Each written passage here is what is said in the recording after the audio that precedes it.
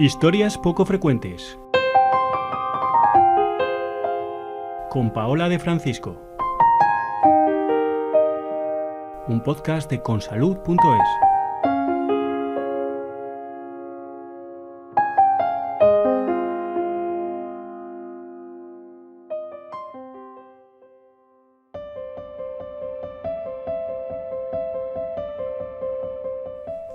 Hay enfermedades especialmente complejas y difíciles de definir.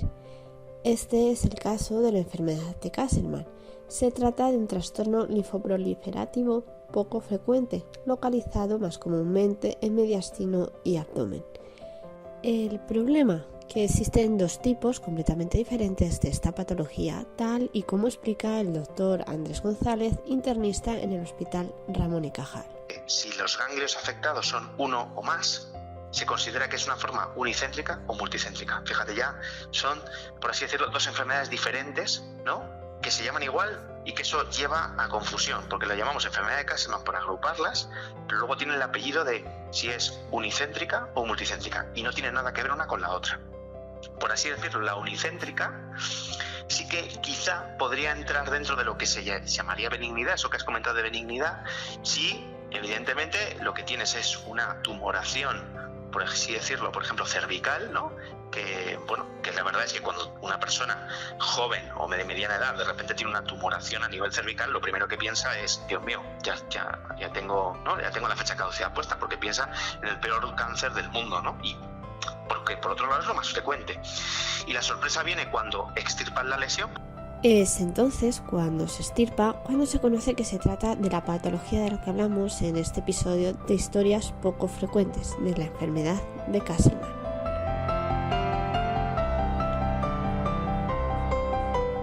Los anatómicos patológicos analizan la biopsia y ven que no coincide con un cáncer de mama, ni de pulmón, ni con un linfoma. De hecho, en algunos casos solo hay un ganglio afectado y una vez extirpado el tumor causado por enfermedad de Castleman unicéntrica, el paciente se cura. Caso más complejo y de peor pronóstico es esta patología en su tipo multicéntrico. Pero cambia la cosa cuando en vez de uno son varios ganglios afectos, que evidentemente, esto es un poco por simplificar, la enfermedad no es que vaya por aparición de ganglios. La enfermedad, cuando aparecen muchos ganglios, es decir, la forma multicéntrica, suele acompañarse de un cuadro clínico donde el paciente suele estar, por así decirlo, inflamado. Es como si viviera en una inflamación constante, como si estuviera con una gripe constante, ¿no? Porque pueden tener fiebre, pérdida de peso, que muchas veces simula, o puede, incluso el clínico que lo ve, lo primero que piensa no es en un Castleman, porque ya digo, entre que es poco frecuente y que hay otras enfermedades que tienen esa presentación de forma más prevalente, como puede ser un linfoma o una enfermedad autoinmune, lo primero que se piensa es en esas otras enfermedades. El proceso diagnóstico hasta que se llega a la patología es engorroso. Hay que ir descartando cada uno de los procesos que pueden provocar estas lesiones para poder dar con el diagnóstico de esta patología que no es benigna. ¿Sabes? Muchas veces, incluso si no se diagnostican, hay pacientes que pueden incluso llegar a una UBI, a estar ingresados en una UBI, incluso fallecer. A veces hay pacientes que han fallecido sin saber que tenían este diagnóstico, se ha diagnosticado a posteriori. O sea que eso de benignidad, ya ves que es un poco entre comillas, ¿no? Es un poco así a bola pluma por compararlo con los tumores malignos, pero probablemente hay tumores, hay cánceres que tengan mejor pronóstico que alguna de estas presentaciones, ¿no?, de esta enfermedad. El conocimiento de esta enfermedad es clave, pero su poca frecuencia lo dificulta. Conocerla permite tratarla y mejorar el pronóstico. Aunque la unicéntrica se soluciona con extirpación, es verdad que a veces las masas son inaccesibles, lo que obliga a tratar con otros medicamentos que pueden disminuir su tamaño. O, si no hay síntomas, a veces se puede esperar. Más complejo es el tipo multicéntrico, caracterizado por ser sistémico.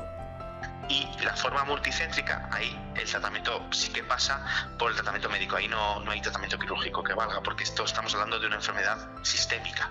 Estamos hablando de un paciente que tiene no solo adenopatía, sino que también puede tener el hígado grande, el bazo grande, pero porque viene, por así decirlo, fruto de que hay unas sustancias en la sangre que están incrementadas, que se llaman citoquinas, que suelen aparecer pues cuando tenemos la gente normal suelen aparecer cuando tenemos alguna infección, algún proceso. Es una cosa reactiva nuestra, normal, fisiológica, pero que en el caso de la enfermedad de Castleman eso está alterado y no se sabe por qué. La inflamación persistente y descontrolada provoca diferentes síntomas que, si no se tratan, pueden llegar a causar la muerte. Actualmente se desconocen las causas de algunos de estos tipos de enfermedades de Castleman, pero la investigación continúa para dar respuesta a una patología que puede afectar a cualquier persona y cuya incidencia se desconoce en nuestro país.